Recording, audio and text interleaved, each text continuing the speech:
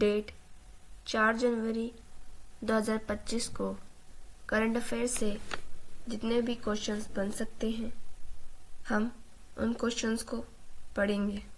चलिए शुरू करते हैं। हमारा फर्स्ट क्वेश्चन है, हाल ही में बच्चों और बुजुर्गों में ह्यूमन मेटान्यूमो वायरस, जिसे शॉर्ट में HMVP वायरस भी कहा जाता है, के मामलों में तीव्रता कहाँ दर्ज हुई? तो हमारे ऑप्शन हैं, पहला है चीन, दूसरा है जापान, तीसरा है ब्राज़ील या चौथा है इटली। तो इसका हमारा ऑप्शन नंबर ए सही है, चीन। चीन में जो है हाल ही में HMP वायरस के लक्षणों को तीव्रता से फैलता हुआ देखा गया है। ह्यूमन मेटान्यूमो वायरस जो है यह बुजुर्गों और बच्चों को अधिक प्रभावित कर रहा है।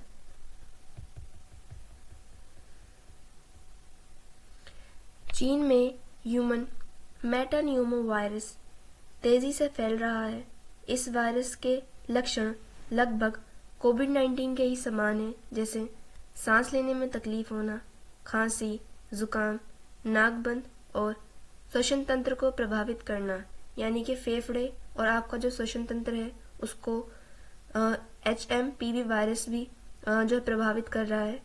HMPV वायरस जो है ये कोविड-19 की तरह ही आपके श्वसन तंत्र को डायरेक्टली टारगेट बना रहा है। यह वायरस यानी कि HMPV वायरस जो है यह बच्चों, बुजुर्गों और कमजोर प्रतिरक्षा तंत्र वाले व्यक्तियों को प्रभावित कर रहा है। HMPV वायरस जो है यह उन लोगों, चूंकि बच्चों और बुजुर्गों दोनों का ही प्रतिरक्षा तंत्र कमजोर होता है, तो HMPV वायरस जो है ये बच्चों और बुजुर्गों के साथ साथ उन लोगों को भी अपना प्रभावित कर रहा है जो कि जिनका प्रतिरक्षा तंत्र जो है कमजोर है। श्वसन तंत्र की इकाई हमारी कपिका होती है, जिसे हम एल्वुलाई भी कहते हैं। HMPV वायरस के साथ साथ एक SARS जिसका पूरा नाम सीनियर एक्यूट रेस्पिरेटरी सिंड्रोम है, यह भी जो है श्वसन तंत्र को ही प्रभावित कर रहा है।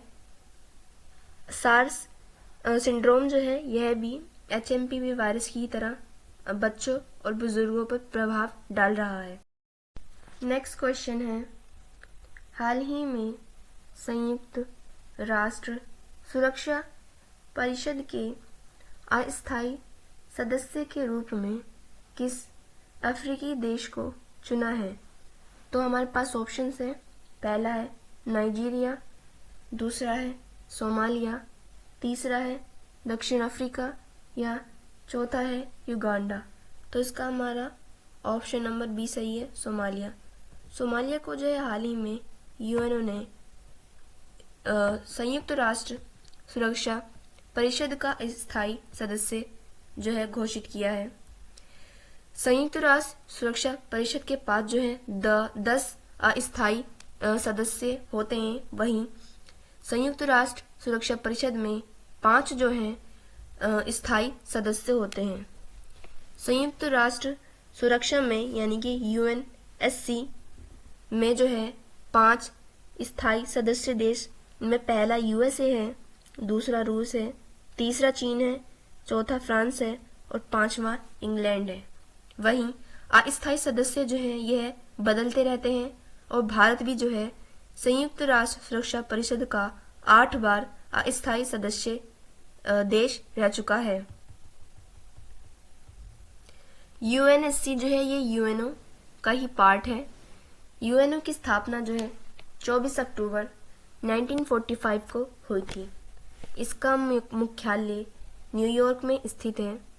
UNO के जो है 6 भाग हैं, जिसमें से एक UNSC यानी कि संयुक्त राष्ट्र सुरक्षा परिषद भी शामिल है। UNO के 6 भागों में से जो 5 के मुख्यालय हैं वह न्यूयॉर्क में स्थित हैं, परंतु UNO का एक भाग जिसका नाम IC है, उसका जो मुख्यालय है वह द हेग में स्थित है। UNSC का पूरा नाम यूनाइटेड नेशन सिक्योरिटी काउंसिल है। यह यूएनओ का एक महत्वपूर्ण सदस्य है जिसमें 5 स्थायी सदस्य व 10 अस्थायी सदस्य शामिल होते हैं।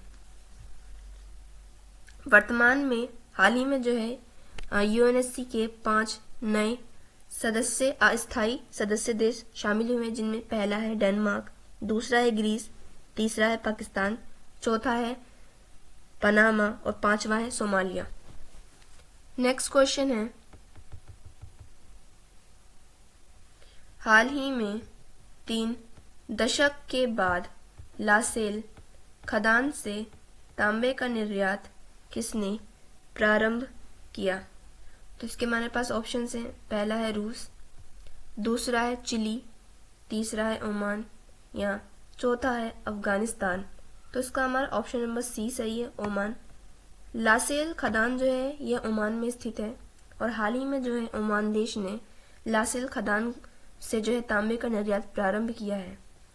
ओमान ने लासेल खदान को 3 दशक बाद यानी कि लगभग 30 साल बाद जो है खोला है और 30 साल के बाद जो है लासेल खदान से तांबे का निर्यात प्रारंभ किया है। तांबे की सबसे बड़ी खदान जो है चिली में स्थित है, जिसका नाम चिक्किव माटा खदान है। वहीं भारत में जो है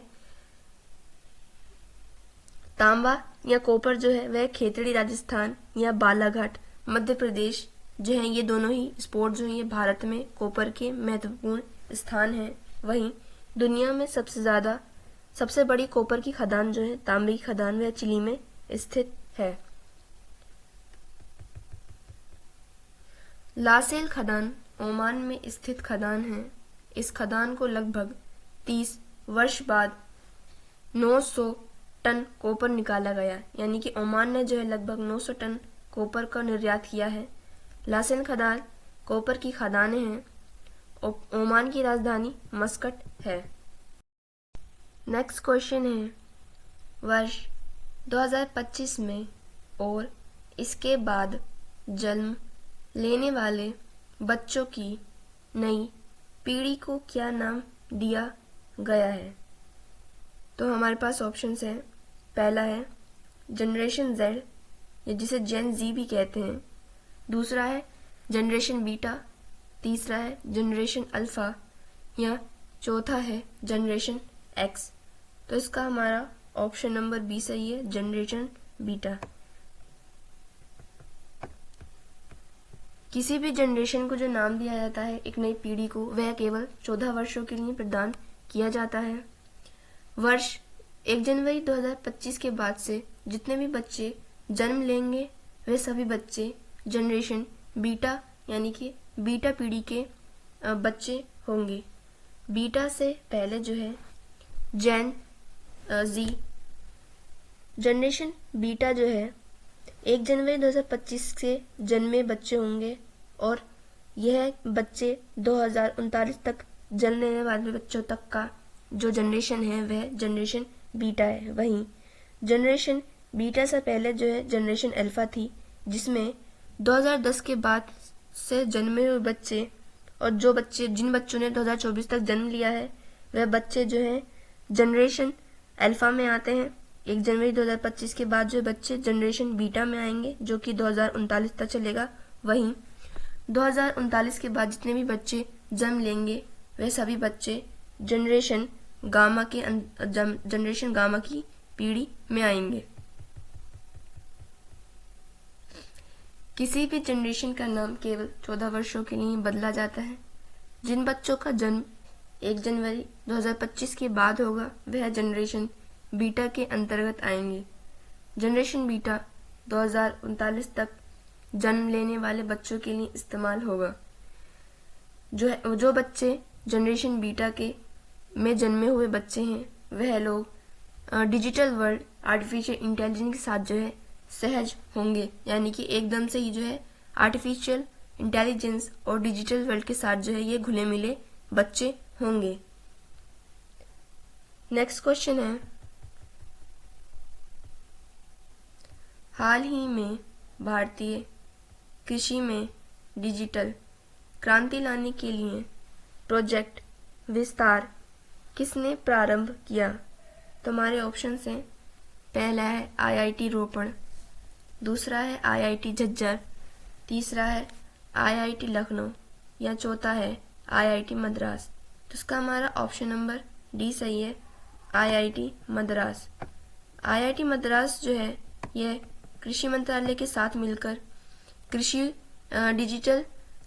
में जो है डिजिटल क्रांति लाने वाला है, जिसके लिए IIT मद्रास और कृषि मंत्रालय ने दोनों ने साथ मिलकर प्रोजेक्ट विस्तार प्रारंभ किया। IIT मद्रास और कृषि मंत्रालय ने मिलकर प्रोजेक्ट विस्तार को आरंभ किया, जिसका उद्देश्य भारतीय कृषि में डिजिटल क्रांति लाना, सभी कृषि तक संसाधनों की पहुंच व एग्रीकल्चर स्टार्टअप को मजबूत बनाना आदि है।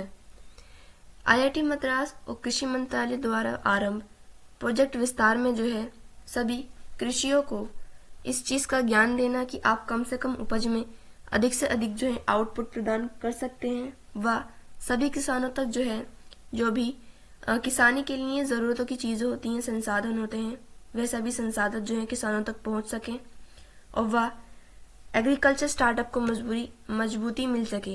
यही जो है प्रोजेक्ट विस्तार का उद्देश्य है। नेक्स्ट क्वेश्चन है, हाल ही में 31वीं राष्ट्रीय बाल विज्ञान कांग्रेस कहाँ प्रारंभ हुई?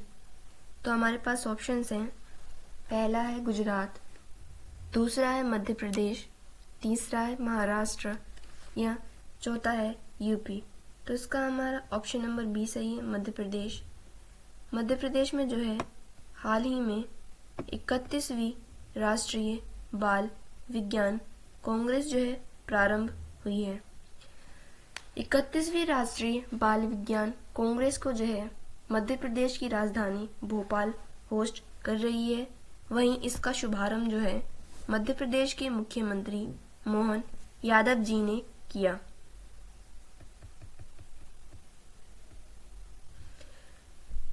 इकतीसवीं राष्ट्रीय बाल विज्ञान कांग्रेस को मध्य प्रदेश की राजधानी भोपाल होस्ट कर रही है। इसका शुभारंभ मुख्यमंत्री मोहन यादव जी ने किया।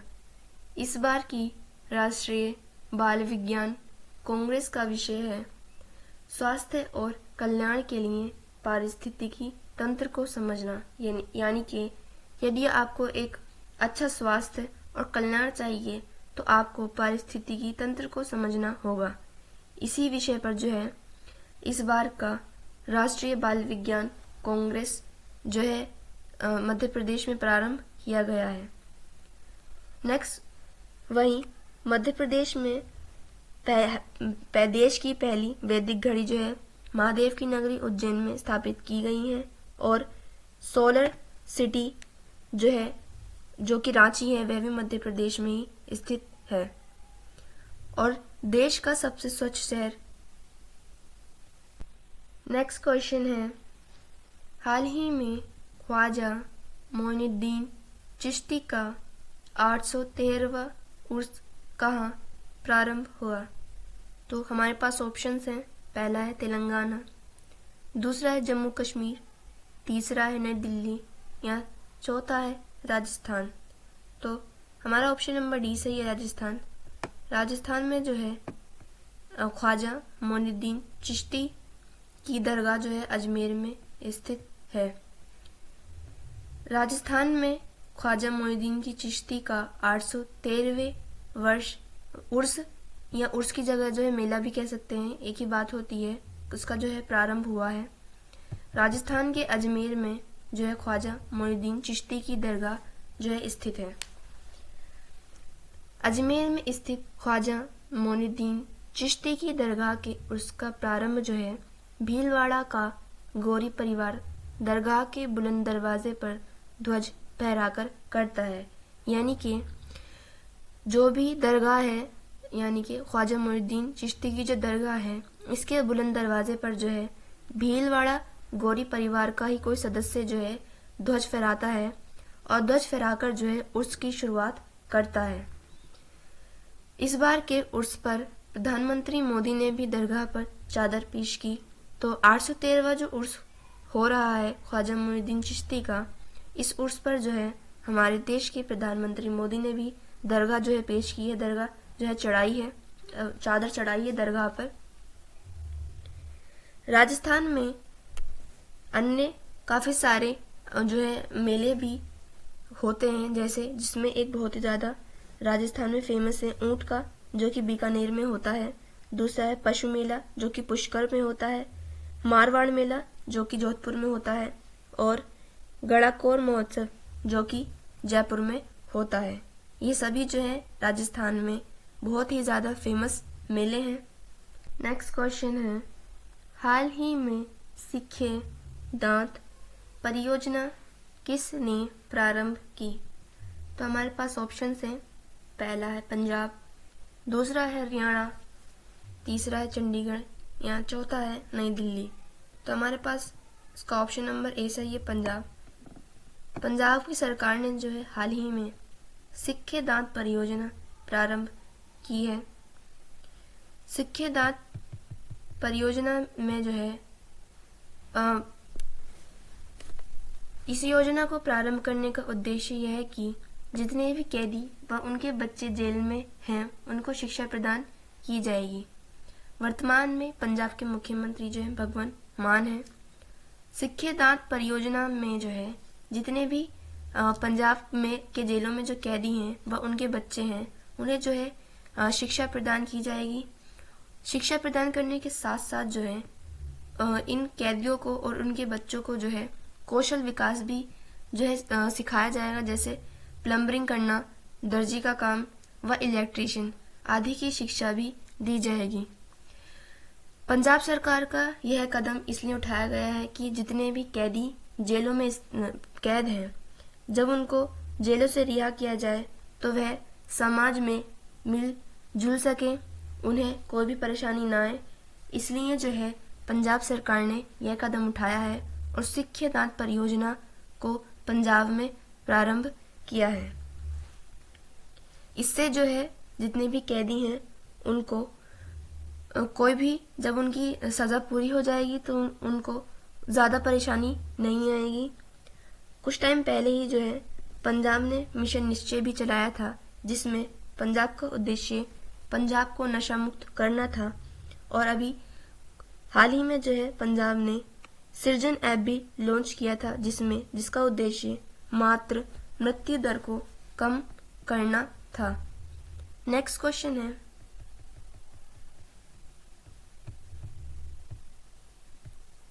हाल ही में पद्म पाणि लाइफ टाइम अचीवमेंट अवार्ड किसे प्रदान किया गया है? तो हमारे पास ऑप्शंस हैं, पहला है कोनेरू हम्पी, दूसरा है काम्या कार्तिकेयन, तीसरा है निकिता पोरवाल, या चौथा है साईं परांजपे। तो इसका हमारा ऑप्शन नंबर डी सही है, साईं परांजपे। साईं परांजपे को जो है हाल ही में इनके द्वारा किए गए कार्यों के लिए पद्म पाणि लाइफ टाइम अचीवमेंट अवार्ड जो है प्रदान किया गया है। साईं परांजपे जो है ये है एक लेखिका और निर्देशक दोनों ही हैं। साईं परांजपे ने अपनी निर्देशिता दिखाते हुए जो है काफ़ी सारी हिट मूवीज़ दी हैं, जैसे चश्मे बदूर, स्पर्श आदि फिल्म जो है यह साईं परांजपे द्वारा ही निर्देशित की गई फिल्में हैं। साईं परांजपे एक लेखिका होने के साथ साथ निर्देशक भी हैं। इन्होंने चश्मे बदूर, स्पर्श आदि जैसी फिल्में निर्देशित की हैं। साईं परांजपे को इनके द्वारा किए गए कार्यों के लिए जो है पद्म पाणि लाइफ टाइम अचीवमेंट अवार्ड से सम्मानित किया जाएगा। साईं परांजपे को पद्म पाणि लाइफ टाइम अचीवमेंट अवार्ड जो है छत्रपति संभाजी नगर में होने वाले अजंता एलोरा महोत्सव में, जो कि 15 से 19 जनवरी तक चलेगा, इसमें जो है साईं परांजपे को पद्म पाणि लाइफ टाइम अचीवमेंट अवार्ड से सम्मानित किया जाएगा, जो कि छत्रपति संभाजी नगर, जो कि महाराष्ट्र में स्थित है, यहाँ पर किया जाएगा। नेक्स्ट क्वेश्चन है, ये हमारा लास्ट क्वेश्चन है, हाल ही में जम्मू कश्मीर और लद्दाख युगों से निरंतरता और संबंधों का एक दृश्य आख्यान पुस्तक का विमोचन किसने किया? तो हमारे पास ऑप्शन है, पहला है अमित शाह, दूसरा है धर्मेंद्र प्रधान, तीसरा ऑप्शन है राजनाथ सिंह, चौथा ऑप्शन है जगदीप धनखड़। तो इसका हमारा ऑप्शन नंबर ए सही है, अमित शाह। हाल ही में एक पुस्तक जो है जिसका नाम है जम्मू कश्मीर और लद्दाख युगों से निरंतरता और संबंधों का एक दृश्य आख्यान, इस पुस्तक को जो है हमारे गृह मंत्री अमित शाह ने विमोचित किया है। इस पुस्तक, वैसे तो ये पुस्तक विमोचित हो गई, परंतु इसका एक वाक्य है जिसकी वजह से यह पुस्तक बहुत अधिक चर्चा में आ गई। गृह मंत्री अमित शाह द्वारा कहा गया वह वाक्य यह है कि कश्मीर को कश्यप धरती कहा गया है। यानी कि जो भी हाल ही में पुस्तक लॉन्च की गई है उसमें अमित शाह ने एक वाक्य में कश्मीर को कश्यप धरती कहा, जिस वजह से यह पुस्तक बहुत ज़्यादा हाल ही में जो है प्रचलित हो गई। इस पुस्तक में जो है कश्मीर का इतिहास, अन्य क्षेत्रों से कश्मीर के संबंध व बौद्ध धर्म के बारे में सारी जानकारियां जो हैं उल्लेखित हैं। स्टूडेंट्स, ये क्लास हम यहीं ख़त्म करते हैं। नेक्स्ट क्लास में हम करंट अफेयर से बनने वाले और भी क्वेश्चंस को पढ़ेंगे। Thank you and thanks for watching.